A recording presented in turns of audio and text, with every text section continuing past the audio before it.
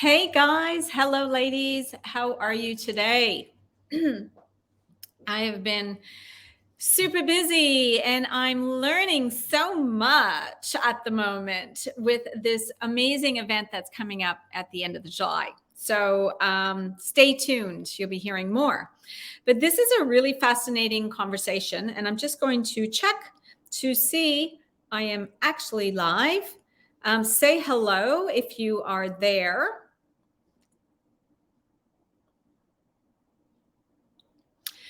Our gut tells us everything. So before I get started, let me just say hello and welcome to this amazing community. I'm Yvonne Stanton. I'm your host. I'm a fitness, nutrition, and mindset coach. I too have struggled in my years and have experienced a lot of these issues that I have been sharing over the last couple of months with you.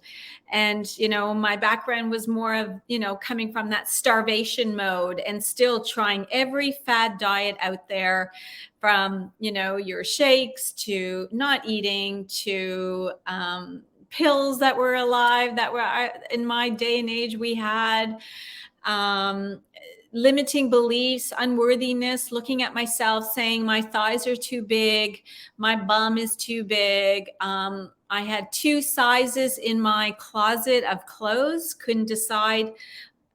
When I traveled, I had to bring 2 different sizes because I never knew how I would feel and how much weight I'd put on from the foods and the meals I was eating. I could look at food and feel the calories and feel the instant fatness in myself. Isn't that horrible? So I come here sharing lots of my brain. I've studied for a long time, and I just love this place of talking about our gut because the signs are always there. We just don't tune into them. And we can get our signs from so many different ways. Okay. So it can be how something you're eating makes us feel afterwards. You feel bloated, you have diarrhea. There's so many symptoms. Let me just have a quick look. You could have diarrhea from something, heartburn, constipation, gas. I used to have gas all the time. Yes, I'm sharing this with you. I'm live with you. I'm being real with you. I get it. And I was there. Chronic fatigue, story of my life for many years. Stress adrenal, my glands would be so fatigued. And it's imbalances in our nutrition and also stress. Okay. So they are both aligned. They both target and give us the signs. Having a hard time digesting food, right? Eating our foods too fast. And, when I've had a few conversations with some clients talking about leaky gut, and leaky gut is something that's really starting to pop up at the moment. And leaky gut is increased it's your intestines, right? It's a digestion condition in which bacteria and toxins are not able to leak through the intestinal wall. Now, does that not make you want to go, what the heck? So it's a mainstream medical professions do not recognize leaky gut as a real condition, which is interesting. They are now becoming more aware of this. That study was done in 2017, but now we hear so much more about it. Doctors saying you have leaky gut. Where is it coming from? What are you eating? So this is where it comes back down to, ladies, you are what you eat. You are what you eat. What are you eating? Because the foods, if you're eating healthy, nutritional foods, you probably aren't having leaky gut. So it always comes back down to, what are you eating? And so I want you to start with recognizing and doing a few things. And this is really making me feel like I need to do like a 5-day, 5 steps to weight loss. Like seriously, to get some of these patterns and some of these things out to create some new habits. Okay. So, tell me if this would interest you, a 5-day steps. I know I'm doing a masterclass next week, which will probably be kind of tuned into that. So maybe the masterclass, I can leave that at the end of the day. It actually is 5 steps. Isn't that funny? It is already. So jump into the masterclass next week. I'll pop that link in as well. So going back to how and why this is happening, I want to start talking first of all from stress, from that place of where you are. And stress, sometimes we don't, I think stress, we've just acclimatized, right? When I speak to a client, they say, I'm so busy, I don't have time to do this. So I'm so busy, I haven't been able to do this. And starting with that kind of saying those things is creating more stress. Do you believe that? Do you believe that words are powerful in how we say things and the things we say to ourselves? Yes or no?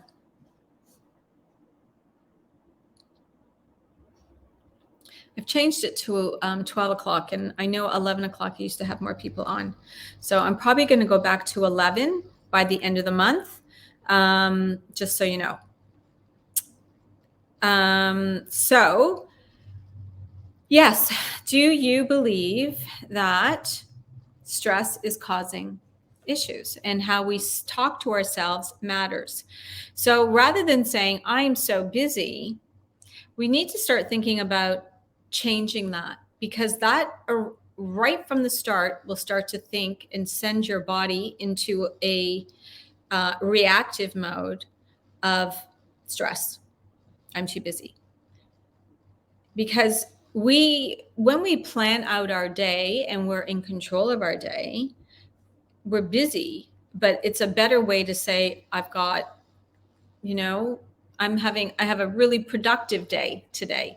Or it's just, I'm trying to think of where we can change it, but I need to understand who I'm speaking to, in the sense of, when you say you're too busy, what does that mean to you? Because busyness is not something you want to say, right? We need to start changing that way of thinking. We want to start changing our mind to get out of a stress related feeling like we're stressed, because saying you're too busy is like, I have so much going on and I'm running around and I'm doing this and this and this. Do you not feel that energy? You feel stressed, right? I would, if someone said all that to me. And I get busyness. I've had, back-to-back meetings today, hence why I'm a little bit late on my Zoom, but I get to be interviewing people. I have the privilege of chatting with potential new clients. I love that about what I'm doing. But I have, I don't let stress though react with me, right? And this is where, when we're talking about anything with our gut health is our last resort, right? It's basically, our gut is where it stops working properly, not digesting food, because you could have had signs, but you didn't listen. And now it's saying, it's serious and you need to look at this. And it always comes down to nutrition. Nutrition will cure you. If you believe that, it will, because I know it does. When we look at the foods we're eating, I want you to think about, are you eating more processed foods? Are you having too much high fat foods? Are you eating greasy foods? Think about the foods you're eating, because those are the reasons that you could be having some gut issues. And we have to check in, right? If you're wanting to be healthy and lose weight, it's not just about losing weight, right? It's about living healthy. It's about having energy. It's about feeling better about ourselves. So increasing that and knowing, are you drinking enough water? Right? I always come back to water. Water helps empty it. It's refueling, 3 liters a day. And I know it's harder to drink water when it's winter. So find something that you put limes and lemons in there, put some, strawberries in your water to help you and encourage you to drink more water. Water. Okay. And meal planning, right? Know what you eat. When you don't know what you're eating, you'll grab for some sugar. You might grab for, a chocolate bar. You might grab for a pastry. You might grab for an unhealthy sandwich, a hamburger, a takeaway. And those things over time are compounding in your system and in your gut. And fortunately, when we get into our late 40s and up, there isn't as much room. Our bodies want to be looked after, and you get one body. We have to be mindful. And I was just talking to a nurse. She lost 80 pounds, 80 pounds. And she didn't do it by crazy diets. She'd already been doing the diets, right? So she lost 55 pounds, okay, pounds. And she put it all back on in a year and a half and more. Because she was doing some crazy diet, right? Not being sustainable. And what it made her realize is that she was a nurse, and she realized that if she didn't change her eating, she was at such high risk of having cancer and getting cancer that was the awakening she needed to make a change in her life. Does that make sense? So if we don't start listening to what our gut is telling you, you're going to, maybe you might get diabetes. Maybe your doctor's going to say something, that you need to change this because this is happening to you. And leaky gut is pretty serious. Okay. That's a warning sign. It's saying, come on, we need to make a change here. So we need to look at our food. We need to not be having the fried food. We need to change. You want to be around for your kids, your grandkids, your husband. You want to enjoy life. It always comes down to fueling it and making sure that you are making the sustainable changes, because they will help. And, having a really healthy salad, putting a little bit of a hard-boiled egg in there. You got some chickpeas, little tomatoes, cucumber. There's so many things, avocado. But you don't want to then put on a canned, dressing that has, additives in there, right? Some beautiful olive oil, a little bit of lemon juice. These are the small changes that over time will cure everything in how we eat. And nutrition is everything. And leaky gut is really something that you need to be looking at the unhealthiness and how to fix your diet. Some of these things can be, family and maybe genetic history. But we do know that, it's also the life that we're in, because here are some factors that can control. These are also factors you can control, right? Which is, as I said, stress and diet. When your gut functions are proper, there's a good balance of bacteria, which is helping your body process and get energy from the foods you eat. Clear toxins. It fights against disease, and it boosts your mood. You're also free symptoms like the diarrhea goes away, the constipation goes away. You have loose stools. Yes, I'm saying this. Gas, bloating, abdominal pain. That was me. That last bit, I definitely was constipated all the time. I never went to the toilet. That's a sign. Okay. We know we need to be going to the loo 3 times minimum a day. Gas, bloating, abdominal pain. That was me, and constipated. Years and years, 20s and 30s. Okay. And I started to clean up my eating. I had to look at nutrition, right? And having an upset stomach, it will often create discomfort. it creates gas, bloating, constipation, diarrhea, heartburn could even be a sign. That is, your gut is having a hard time processing food and eliminating waste. You feel tired more often than not. People with chronic fatigue may have imbalances in their gut. Right. And oh, I had IBS for a very long time, years and years and years.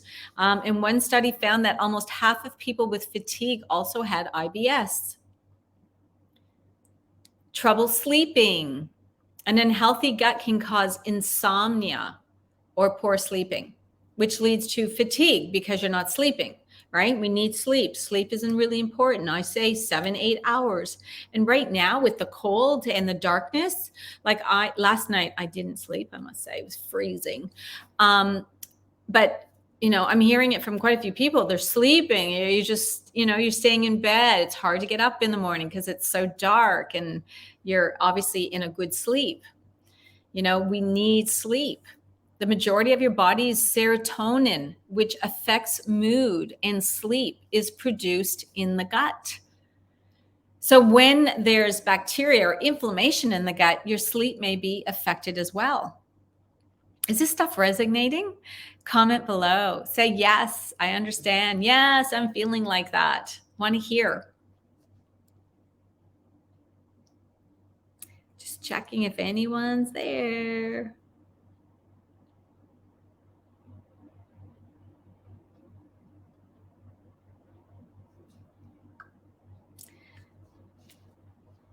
I'm going to just keep going. And you could be intolerant to some foods. So food intolerances can be caused by poor quality of bacteria in your gut.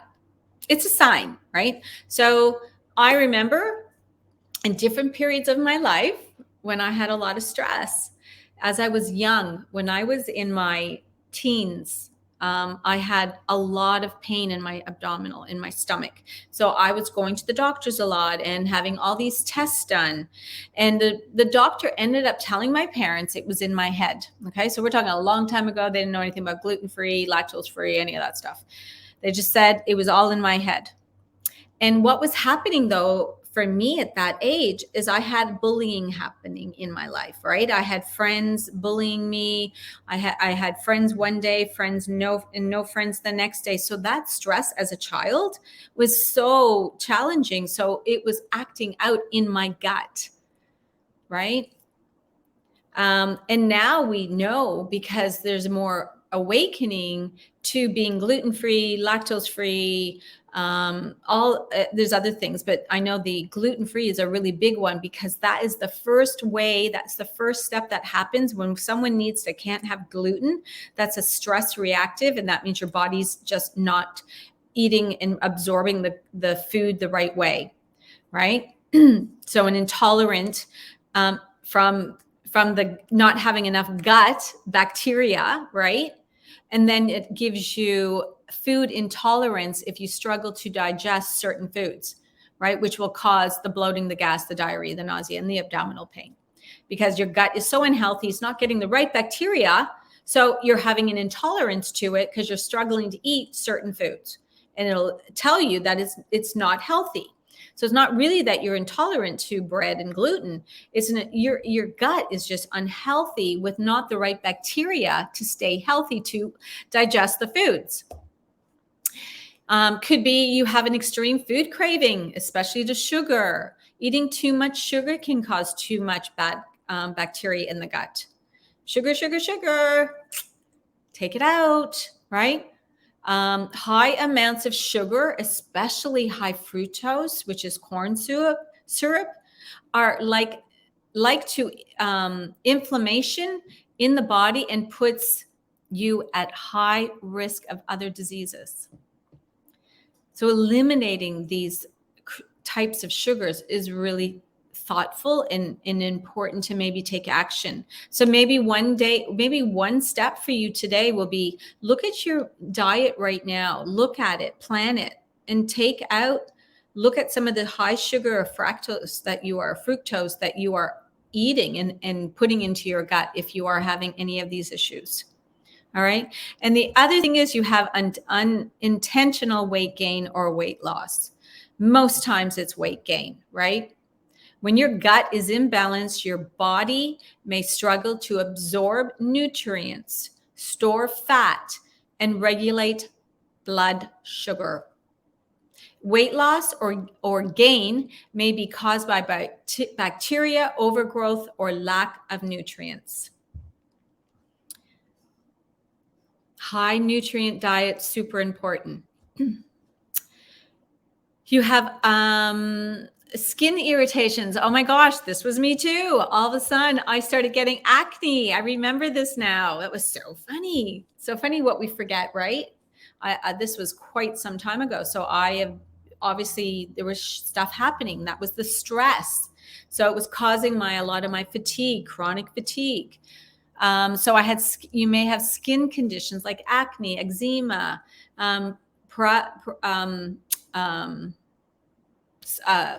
what's it called? Psoriasis. I could see it. I'm like, what is that word? It's a P in front.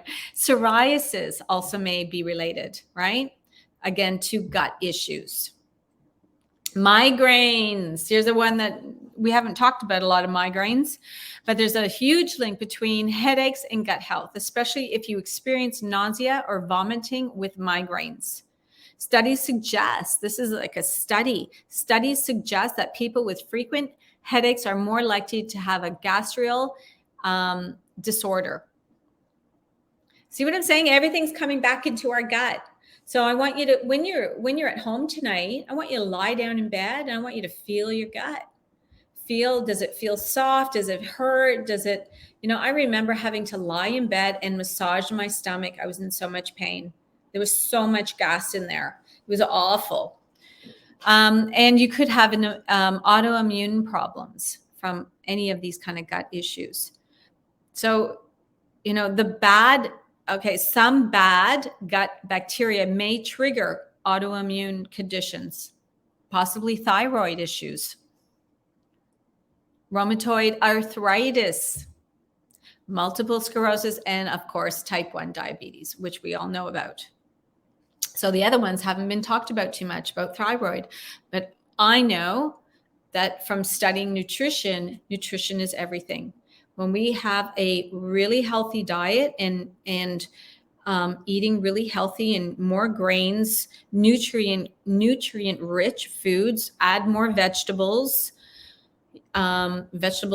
steamed, right? Like snack on your vegetables over fruit, because fruit has high sugar. So be careful with the fruit. And I'm going to say the last one to be thinking about is, do you have frequent mood changes? Because gut problems and inflammation in the nervous system can lead to anxiety and depression. Hands up. Yes, been there. Oh, gosh, those were the days. It gives me goosebumps. All right. Anxiety and depression. Awful, awful, awful.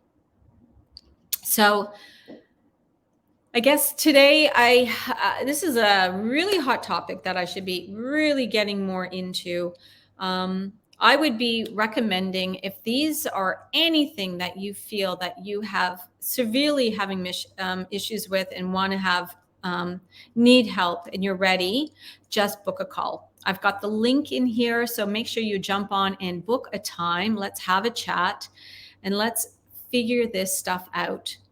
If you don't look at this as a serious issue, even some of these issues that you may think, oh, they don't seem that big, they will get bigger if we don't take action. So take action now so that you can start, feeling really good and creating those healthy habits to create the healthy lifestyle forever, to have the energy to spend with your kids, your grandkids, your husband, and do all those things that you want to do. So thanks for being here today. I hope this has helped. I hope this has given you some stuff to think about. And to the end of the day, we need to know what we're eating. All right. Talk soon. Have a great day.